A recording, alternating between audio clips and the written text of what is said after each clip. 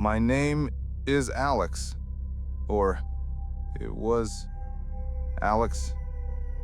I don't know what day it is. The sun doesn't seem to matter out here. I'm recording this on my phone. The battery is at 4%. I don't know if it will even send, but I have to try. If you're assigned to Watchtower 9, if Henderson gives you the keys and tells you the radio is glitchy, you need to turn around. You need to quit. You need to drive away and never look back. The pay isn't worth it. Nothing is worth this. I'll start from the beginning. My first night.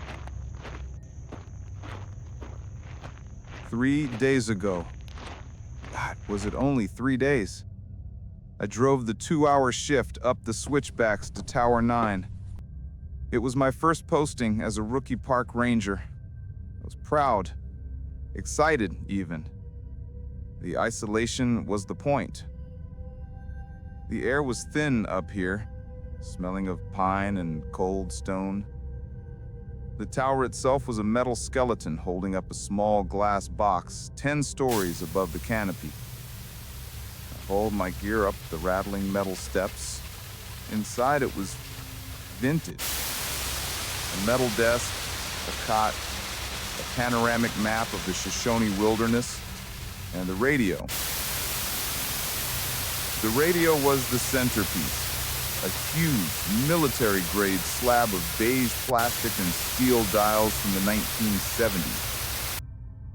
My supervisor, Henderson, crackled over my handheld radio for the check-in. His voice was tinny. "All right, Alex, you're settled in. Tower 9 is yours for the week." I looked at the massive console radio. "Hey, Henderson, what's the protocol for the main console? This thing looks like it belongs in a museum." Henderson laughed. "Oh, that thing? Don't even bother. It's just a show now. We use the handhelds. The wiring up there is shot. Thing's been known to pick up static, AM signals, baseball games from 50 years ago. Just, ignore it. It's glitchy. Your only job is to watch for smoke. Got it?" "Got it," I said. "Watch for smoke." Good man.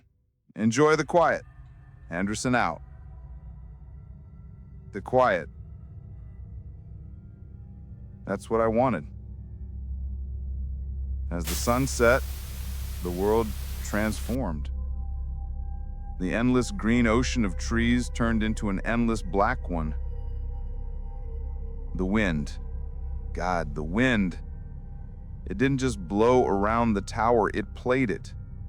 It whistled through the antennas, hummed against the glass, and made the whole structure groan like an old ship.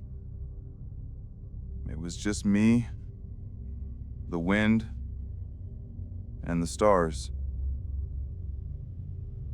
I made coffee, read a chapter of my book, and marked my position on the map.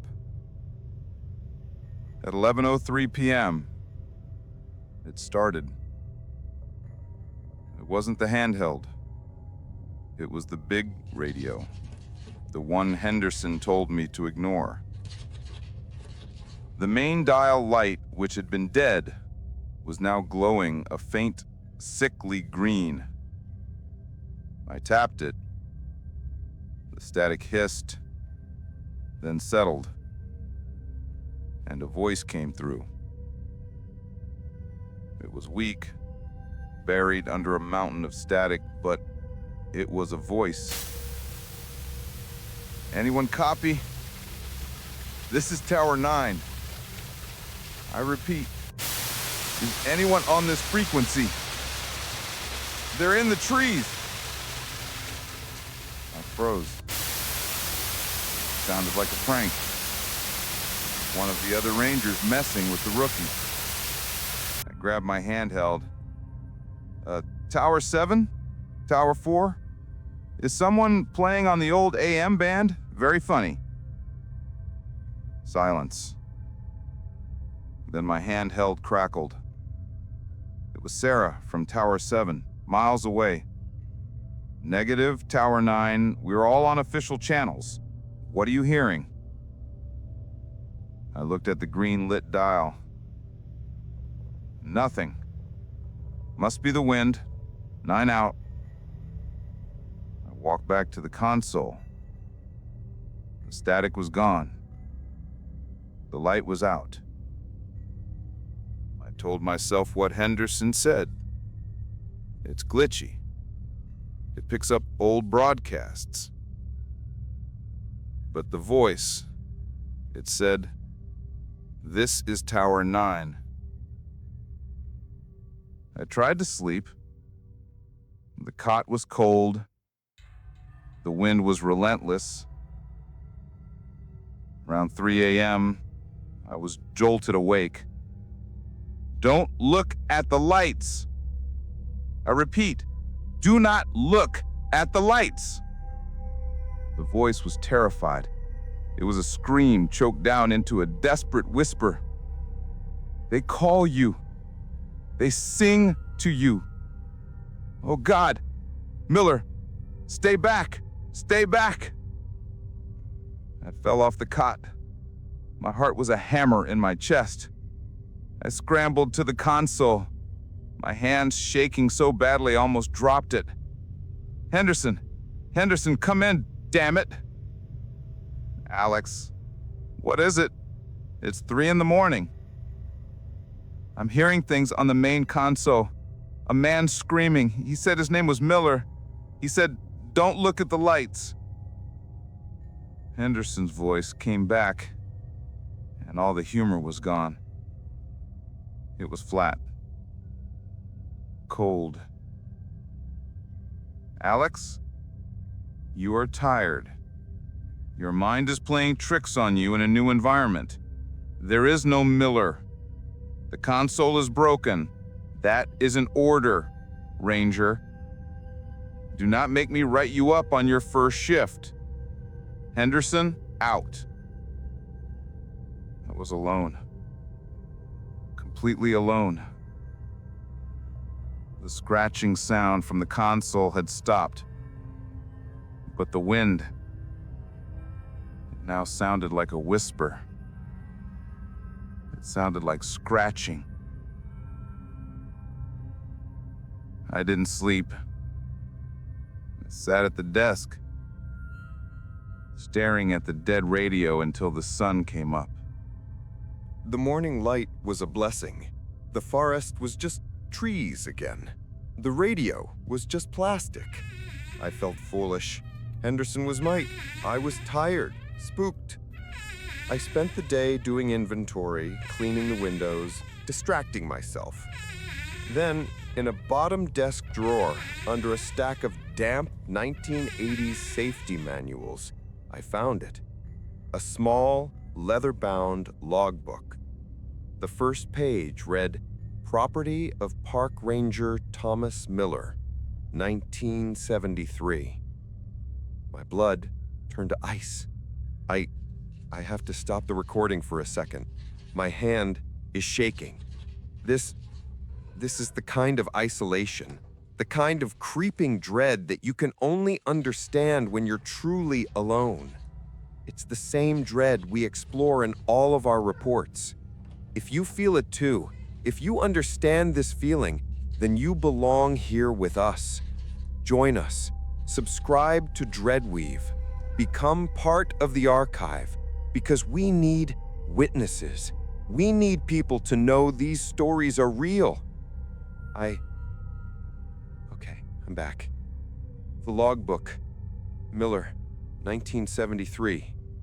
I flipped through the pages. The entries started normal. Weather clear. Spotted a buck.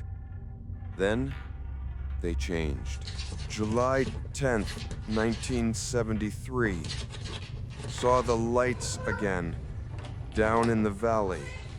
They move, not a campfire. July 12th, 1973. The radio's been acting up, picking up voices, a singing sound. It's beautiful. July 14th, 1973. The lights were at the base of the tower last night. I looked. I shouldn't have looked. They know I'm here. The last entry, the handwriting was frantic, barely legible. July 15th, 1973. It's on the stairs. It knows my name. The radio is talking to me. It's not Miller. It's them. It's using my voice. Don't look, don't look, don't. The rest of the page was a single violent ink scribble. I dropped the book. The man I heard, Miller, stay back, that wasn't him. That was someone with him. I ran to my handheld. Henderson, I found a logbook, a ranger named Thomas Miller from 1973. The handheld was dead. Not low battery. Dead. Stone dead. I checked my cell phone. No service. The sun was starting to set. The shadows in the room were growing long. And the main console radio, the green light flickered to life. Alex. The voice was perfect. It was Henderson's voice. Alex, we have a problem with your handheld. Can you hear me on the main console? I stared at it. Henderson? That's right, son. Just a radio glitch. Now listen. We're seeing strange heat signatures near your tower. We need you to go outside, go to the base of the tower, and check the main breaker box. I looked out the window. It was almost dark. Outside? Henderson,